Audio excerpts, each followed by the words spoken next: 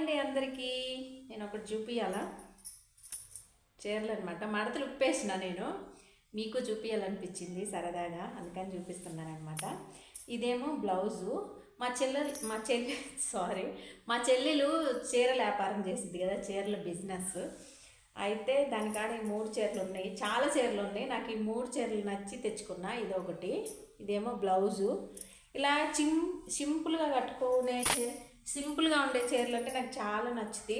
అందుకని ఆలోచించకుండా 3 తెచ్చుకున్నా. డబ్బులు తర్వాత ఇస్తానని చెప్పిన, అప్పు తెచ్చినాను అనమాట. ఇది అప్పు నేను ఇవ్వననింది, కానీ బలవంతంగా తెచ్చుకున్నాను అనమాట.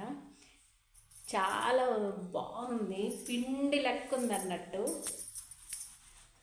శనగపిండిలాగా. ఇంకొకటేమో ఇది చీర అంతా ఇలా ఉంటుంది అనమాట. బ్లౌజ్ ఏమో ఇలా ఉంది, సాదా బ్లౌజ్ ఉన్నట్టే ఉంది, కొంచెం సన్నటి గేరెలాగా వచ్చింది. ఇంకోటేమో ఇదనమాట. నాకు పనికి పోయేటప్పుడు అట్లా కట్టుకోవడానికి ఈజీగా ఉంటాయి. ఇంకా ఎంతటి మెత్తటి క్లాత్ అంటే నాకు చాలా బాగా నచ్చుతాయి. అంచు చీరలు అలాంటివి చాలా తక్కువ కట్టుకుంటా నేను. ఇంకా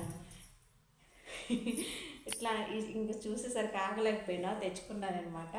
అసలు ఇంతకుముందు నేను అంచు చీరలు కట్టేదాన్నే కాదు, యూట్యూబ్ ఛానల్ చేసిన తర్వాతనే నేను అప్పుడప్పుడు అంచు చీరలు కట్టుకున్నా. అప్పుడు అంతకు ముందు అయితే, నేను ఛానల్ స్టార్ట్ చేయక ముందు అయితే పెళ్ళిళ్ళకి కూడా నేను ఇదే చీరలు కట్టుకునేదాన్ని. అందరూ బ్రతిమలాడేవాళ్ళు, అంచు చీరలు కట్టుకో కొంచెము బాగుంటుంది అది ఇదని, కానీ కట్టేదాన్ని కాదు. ఇప్పుడు కడుతున్నాను అనమాట. ఇంకొకటేమో ఇదనమాట. ఈ కలర్ అంటే నాకు బాగా ఇష్టము, దానితో ఇది కూడా బాగా స్మూత్గా ఉంది.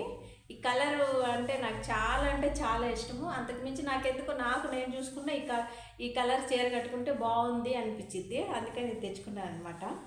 3 చీరలు తెచ్చుకున్నా. అది చెప్పిన కాస్ట్ అయితే నేను పెట్టలేకపోయినా, కానీ కాకపోతే తగ్గించి ఈమన్నా, నేను ఈయననింది అయినా కూడా నేను తెచ్చుకున్నా.